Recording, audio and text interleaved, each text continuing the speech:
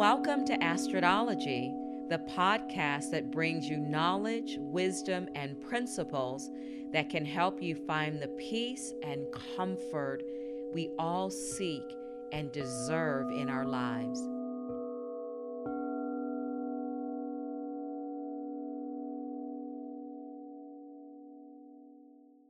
Hello, everybody. Hello. Wow. It is December 29th, and I could not show up here tonight for this last new moon of 2024.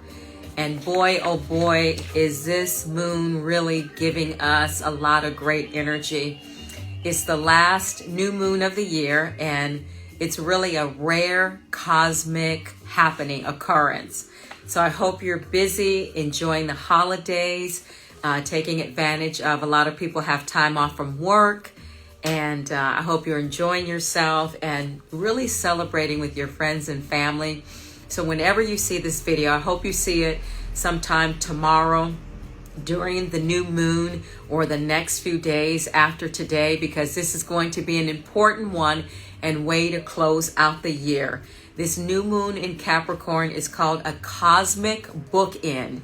And the reason it's called a cosmic bookend is because this new moon, when we came into 2024, we started off 2024 with a Capricorn new moon, and we are ending the year with a Capricorn new moon. So this moon comes in tomorrow, 12/30, 2024 at 1:27 p.m. Pacific Standard Time. Now, what's fascinating is this is the last New Year of 2024, and this moon is coming in at 9 degrees. If you've heard me talk about numerology, 9 is the final number in the lineup from 1 to 9. And we'll talk a little bit more about 9 degrees. And please watch till the middle of this download, because I'm going to give you a source for an amazing ritual that you should do, figure out some kind of way to do during what they're calling a portal. This is a portal and this is a cycle. So not only is this the last moon, it's a cycle, and 9 represents endings. And when you have an ending, you have an automatic beginning. So 9 degrees. So this is known as a black moon. Whenever there are 2 new moons in 1 month, the second moon is called the black moon. So let me shout out to my Caparoos that are celebrating this Capricorn season. It feels so good.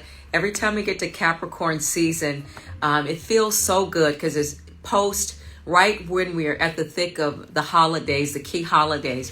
And this year, Hanukkah came in. The first night of Hanukkah was the same night of Christmas. So happy Hanukkah to those who are celebrating Hanukkah. I think this is day 5 of Hanukkah. So stores are really busy. Traffic is still a little kind of busyish because people are out and about. Also, I'm right in the community of where the Rose Bowl parade goes down. So that Rose Bowl game and the Rose Bowl parade is creating a hub here in South Pasadena and Pasadena. So let me give a shout out to the birthdays. I thought, gosh, I don't really know that many Capricorns. And why did I come up with at least 12 Capricorns that I know? And every person that I can think of on this list are typical. They have the typical characteristics of Capricorn. So first shout out goes to Mimi Poor. Happy birthday. Your birthday was on the 27th. Along with my cousin Kenya. That's how I remember the birthday. So happy birthday, Mimi Poor. Happy birthday to my cousin Kenya Smalls. Karen Strain, happy birthday to you. My buddy Euron Nicholson, who we miss you in California. He's all the way now in Minnesota. My brother in the light, happy birthday. To my Uncle Royce, my favorite uncle. We grew up like brother and sister. He's a Capricorn, one of my favorite Capricorns. Misha Dennis, oh my goodness. Capricorn, you embody it. It's such a pleasure to know you. Rachel Hadley, my cousin up north. Pam McDonough. Oh my goodness, we go back to corporate. We line on astrology. Pam is an amazing Vedic astrologer. So if you're interested in Vedic astrology, look her up on Instagram, Moon Dance Astrology. Fantastic. Hey, Kim, welcome, welcome. Robin Lazoya, friends of Jill and her, the White Sisters, unbelievable family. Ruta Aris, oh my God, you are a quintessential Capricorn woman. You just go and get stuff done. Dom Cole, my yoga brother in the light. I hope you're well. I hope everything is good. And Jessica Lusty, another one of my yoginis in the yoga world, celebrating being a Capricorn. So this cosmic bookend, it's all about, or this new moon is about committing to who and what we love is important. So whenever we have a new moon, it's about committing to who and what we love in our lives. So Better Life, they're on YouTube. So this is, if I were you, I'd go to Better Life on YouTube. This guy gives this incredible download about, I'm actually paraphrasing some stuff tonight that I got from Better Life on YouTube, but he gives this powerful ritual that everyone should do, especially if you are interested in making shifts and changes in the new year. It's beautiful what he goes into. So he says, this cosmic bookend started at the beginning of the year in 2024 with the new moon in Capricorn on January 11th. So January 11th, 2024, and on December 30th. And this new moon arrives. Mystics call this a cosmic bookend because this rarely happens, that a zodiac sign starts a year and then the zodiac sign ends a year. And they're saying that this may be the most potent and powerful manifestation portal of the decade. So if you need to manifest healing, you need to manifest love, you need money, you need opportunities, maybe you just need to manifest peace and happiness, you know? So this is this portal, this window, and I always say that the first 3 days are the most potent and powerful. The idea is seeds have been growing since January of 2024 till now that you haven't been able to see, because things take time, because this is part of a cycle. So the cycle began in January, it's ending in December. And again, this moon coming in at 9 degrees is all about ending. So it's like a complete story. So we're completing a powerful spiritual cycle. Where were you in January 2024? Think back. What was your mindset? What were you doing? What were you excited about? What were you looking forward to? What was happening in your life in January 2024? I know, and if you go back to my video from the new moon in Capricorn in January of this year, I was so excited. Year of the Dragon, 8 year. I mean, it just seemed like we had so much going for us. So this year has been really kind of tumultuous for so many people. There are people that thrived financially, but I feel like everybody is ending this year feeling exhausted. Some people were very abundant, were very successful, but they didn't have the time or energy to necessarily enjoy or spend the money. Many of you started new projects. Did you pull cards? Did you journal? Did you create a ritual? Did you lose that weight that you wanted to lose? Did you shift relationships? Like, what happened? Did you feel called to live a completely different life this year? And here's the big takeaway. I feel like so many people I've talked to felt this way. Experienced what felt like obstacles or delays, but they were actually divine redirection. I know that's what I felt like. I'm going this way. It seemed like the right path. Then I was turned this way. So divine redirection. So if things didn't work out in 2024, there's always lessons and blessings when things don't work out the way that we expect.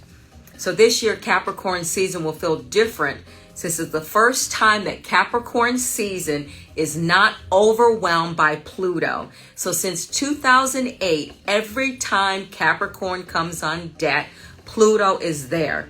So it won't be as intense, since Pluto cramps the style of Capricorn. Capricorn is already methodical and quiet. Hey, Steve, welcome.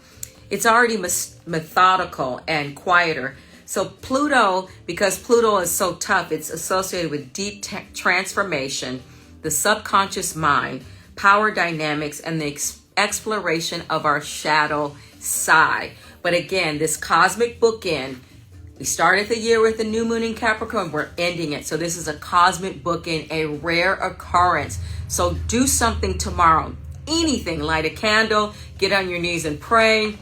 Send a flare up to the sky.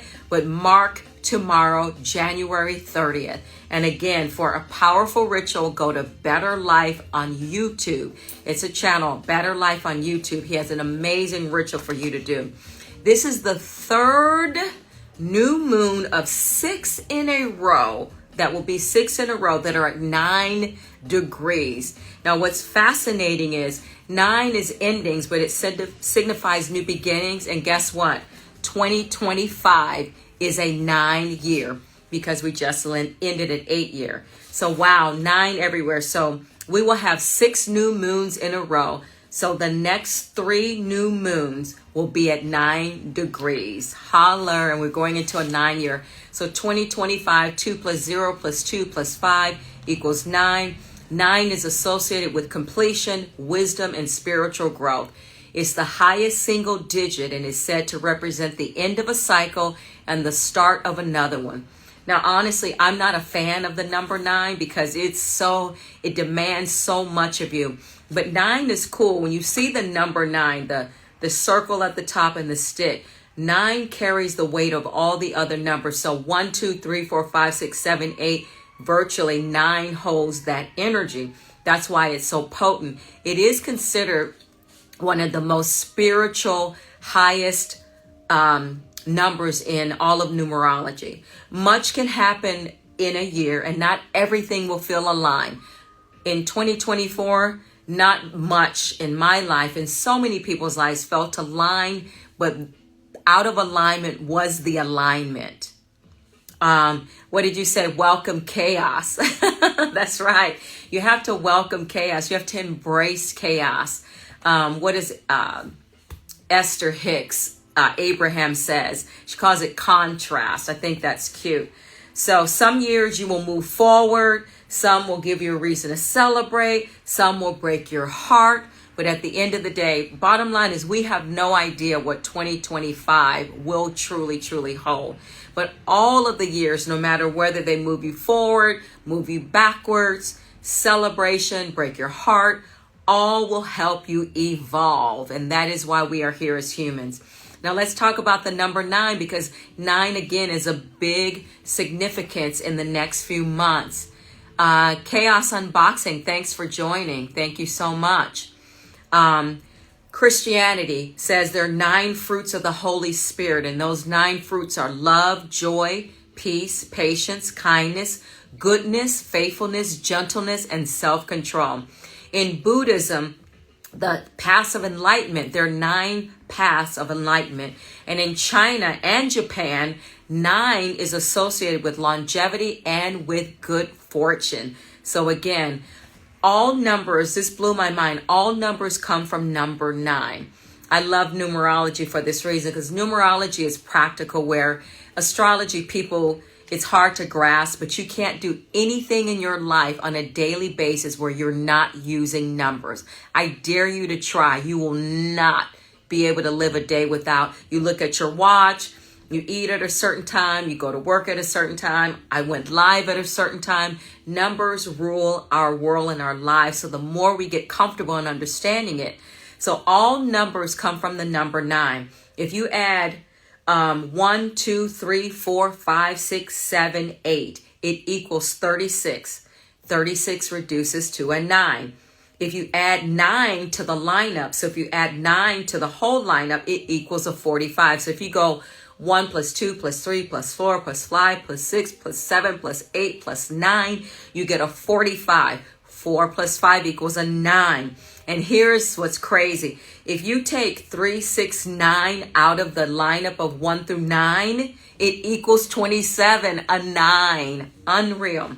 So the idea is this new moon tomorrow, I'm going to harp on this, 12:30, cosmic bookend, rare occurrence, is you starting to build in 2025. What are you going to commit to building in 2025? Jupiter and Mercury are squaring Saturn. Why is this important?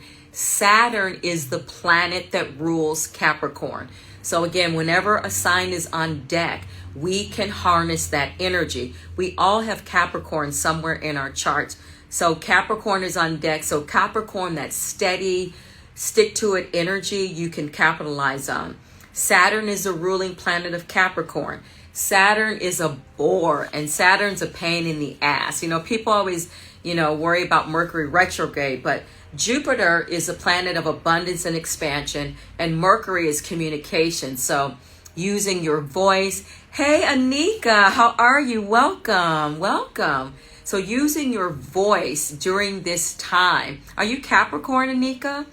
Talking about Capricorn, the new moon, and how this is just a crazy cosmic occurrence. Saturn's lessons can help people detach from the past, but Saturn also represents time and matter. It represents like the physical planes. They say as above, so below.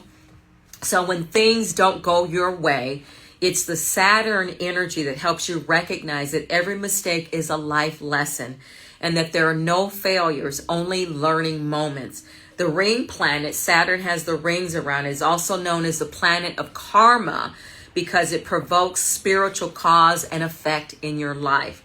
When you think about Capricorns, and this is so true for every Capricorn I know, it's about reaching future goals. It's about recognition. It's about supporting the future. Capricorns build brick by brick. You will never find a Capricorn running amok and just doing things nilly-willy. That's the word I'm looking for. The goat, the sea goat. So these Capricorn can move on water and on land, which is its superpower. So the sea goat is skilled at navigating both the material waters and the emotional waters. Capricorns are said to age backwards. I was like, when I think about it, most Capricorns I know, they do have a little bit of Benjamin Button energy. They don't seem to, as they get older, they don't seem to get older looking. It's said that Capricorns actually, because Capricorns are very stoic as young children, as young people, they spend so much time being serious that as they finally get to the top of the mountain where goats like to go, they become increasingly youthful, optimistic, and playful because Capricorn is a sign that does the work in advance so they can later relax. Capricorn is a cardinal sign, so every season gets started with a cardinal sign. So cardinal signs start things up. So this is a great time to reset your intentions. And this is an earth sign. So earth signs connect us to the worldly form. The goat is the mascot of Capricorn. So Capricorns, any Capricorn you know in your life, they always seem to need to climb to the top of a mountain. They can't take the easy road, the flat path. But I read something I thought was so powerful about this. It says the reason they climb mountains because it's a spiritual focus. So they have a vantage point of conscious awareness. Now I do goat yoga events, and what I learned about goats is their eyes can see 360. So when a goat is looking at you, they can actually see at the back of their head. So the reason they want to go to a higher plane is because they can't see to the side. They have their up and down, it's their up and down vision. They can't see. So they need to get to a higher plane in order to see. So I thought this was beautiful. So the purpose of the goat's climb is rooted in spirituality, to have conscious awareness, honesty, reliability, hard work, wisdom, mastery, building internally and externally, mentors, authority figures, workhorses of the zodiac wheel, and staying on track with the highest vibration. Now, every sign has its shadow side. It's a side of us that's, the side that is challenging and that is not the best side of who we are. So the shadow side of Capricorn is Capricorn needs to take credit. They need to be in control. Capricorn, you know this to be true. And Capricorns are slick with their control. They will make you feel like it's under the guise of, oh yeah, we're collaborating. Everybody's getting along. Everybody has input. But it truly is so it can be their way. And I have to admit, Capricorns are really practical and really linear thinking. And half the time, most of the time, their way really is the best way. Stubborn, because that goat energy, Capricorns can be stubborn. So the funny thing about Capricorns, they sometimes create their own struggles.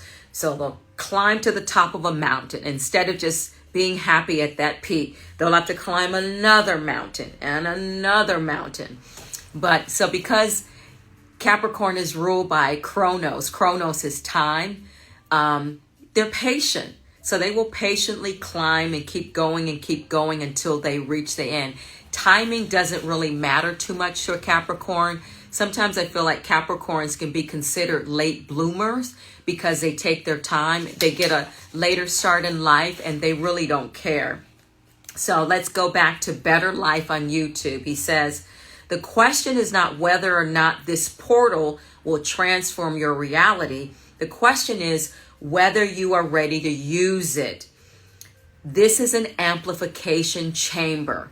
So this whole cycle is an amplification chamber that started in January with the new moon in Capricorn and again ending in December in Capricorn.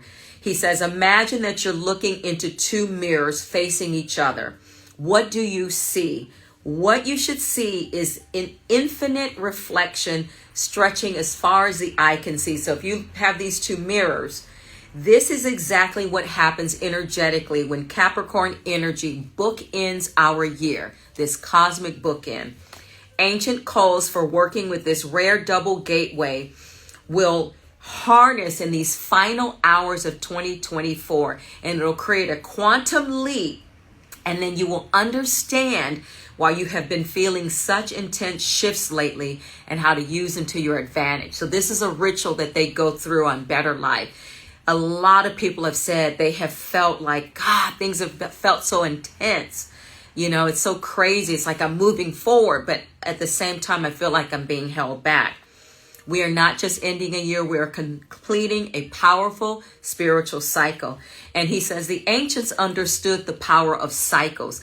They knew if the same energy appears at the beginning of a year and the end of a year, it creates a mirror effect and it amplifies everything. Your intentions, your energy, and your ability to create change. And this will reflect back everything you learned over the past year. So this new moon is going to amplify your current energy. It's going to amplify your intentions. It's going to create a powerful momentum for future manifestations. And the mirror work affects whether you are conscious of it or not. Fears or limiting beliefs will also be amplified. So this is why mystery schools ask their students to approach these times with absolute clarity and intention. If ever before, this is the moon of 2024 that you want to be crystal clear. You want to crystalline your desires and your intentions and have the best clarity, because this energy is asking us a crucial question. Are you ready to step into your full power? Are you ready? And an affirmation that you can say is, I step boldly into the divine purpose that awaits. I am ready. I step boldly into the divine purpose that awaits. I am ready. Because again, 2025 is going to be an interesting year. It's like, buckle up, buttercup, because we're in for a ride. So Saturn, the ruler of Capricorn, becomes your greatest ally. So again, even though Saturn is a taskmaster, because it's so full of wisdom and it's such a great teacher, the wisdom is speaking louder. Think of Saturn as the master architect. So don't resist. Don't resist the energy of Saturn, but let it show you how to build a stronger foundation. You'll all of a sudden have clarity about boundaries you need to set. You'll have recognition on things where you've been building. It'll feel like time is speeding up, but then asking you to also slow down. So the idea is, where have you been building stuff on shaky ground? Don't mistake or resist. Saturn's, its lessons are restrictions. They're not restrictions. So Saturn is the planet of restrictions. See it as protection. So ancient Chaldeans saw Saturn as not a punishing force, but as a protective force. So if you're not getting what you're wanting, you're not moving as fast as you want, take it as protection. As that saying says, rejection is God's protection. This moon marks the start of Capricorn and winter season. Now here's a paradox. The paradox is, beginning now, beginning as we start to close out this year, the structure you create now, and I'm talking about as we go into January, the more freedom you will have later. So January is a time to put your nose down, heels down, and start to plan and envision. And you'll need a container to hold that vision. So the idea is, the harder you work, as we close out December and through the first part of the new year, you'll be able to have freedom later in the year. Don't be pressured into taking action to begin the new year. I've talked about this in the past. What I've learned is I set intentions and things like that, but I used to be so dogmatic about January 1 and getting things started. How about let 2025 come in? Because again, we're only in the present moment here. That's all we really have. So let 2025 come in. In fact, in the astro world, the new year starts in April when Aries, the first sign in the zodiac, comes on deck. In Kabbalah, I think March, spring. In Judaism, March is considered more of the new year. So it's time to slow down, plan, and reflect on the past year. We rarely want to look back at the past, but we want to look back so that we can reflect on our mistakes. No mistakes, our mistakes. We had a mistake. Call your friends, call your loved ones, call the people before we close out this year. Michael Lennox, I love this thought. He said, the synchronicity of being at the very beginning of a 20-year Pluto cycle, a new 18-month nodal cycle. That means the south node and the north node are switching signs. A new moon that sets us up for a yearly springboard into movement and action, all happening at the exact moment when our calendar tells us that we are turning the page once again for new possibilities. So the new year, the new moon, this moon is perfect. The new moon is coming in tomorrow on the 30th at 1:27 p.m. Pacific time. So that is beautiful because it sets us up to go into our new pagan year. Ruby Slipper Astrology. I'll close with this point.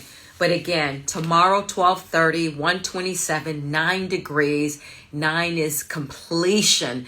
So the lessons, the season, the roughness, the toughness, whatever you went through in 2024, that season is closing, and 9 is going to ensure that it closes. Once we close something, we have an automatic beginning.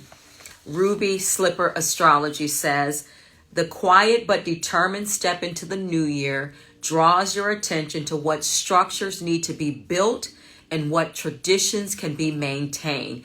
Because Capricorn is about upholding tradition, upholding legacy, and creating legacy and family legacies. Whether or not you're into the resolutions thing, this influence encourages mapping out a pattern that will sustain you for the rest of 2025.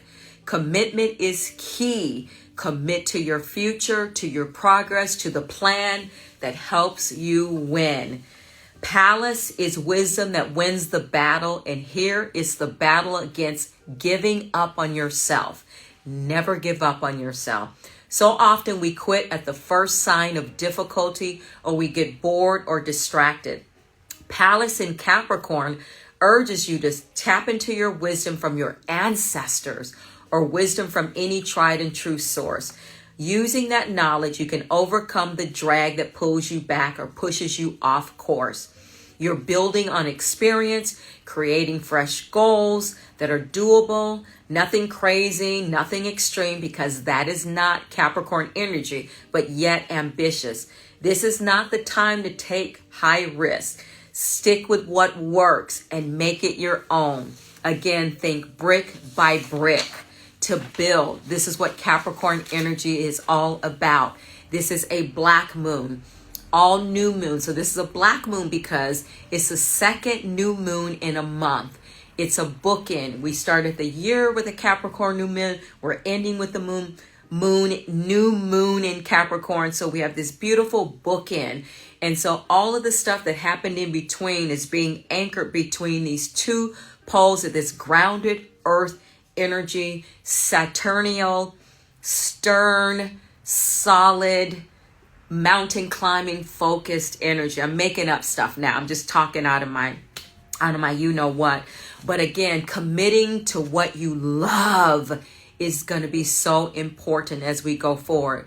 So 1:27 p.m. Pacific Standard Time tomorrow, 9 degrees. Again, this is the third new moon of 6 that will be at 9 degrees. Look up number 9 and what the number 9 means, because 2025 will be a 9 year. Again, reflect back on where were you in January 2024 when we had the first new moon in Capricorn. What were you doing? Okay, so that's it, everybody. Blessings, blessings, blessings. Stay safe, enjoy as we enter into this new year ahead. 2025, I can't wait. Again, 2024 was magical in so many ways, but crazy and nutty in so many ways. The energy of 2024 was like, hurry up and wait. And so we'll see. That's all we can do. We'll see what this future holds. But again, it's time to bootstrap, buckle up, Buttercup, because we're in for a crazy ride in 2025. But it's all about new beginnings, so that's always a positive. Thank you so much for tuning in. And don't forget to follow my podcast, Astridologie with Astrid. I did a 7-day download. I'm going to do an experiment as we go into 2025, because every day is governed by a different planet. So Monday is governed by the moon. Tuesday is governed by March. So the idea is, if you take on the qualities and the energy of how to best use those days of the week, the theory is you'll have a more magical, holistic, and enjoyable week. So each day has a different energy, and I talk all about that in my podcast. And then what I'd like to do is we're going to go through a 7-day, I'm calling it a challenge. I can't come up with any other name, but a 7-day challenge where we're going to walk the week together and prove this thing out. Does it really make sense? Does it really affect anything? If, say, on energy, if the energy on Sunday is governed by Leo and we do the things from that lioness energy, will that affect our Sunday, and so forth? I bid you adieu. I wish you a happy new year, and I will see you next year. Wow. See you next year. Stay safe. I'm sending you so much love and light. Stay in touch, be well, and namaste.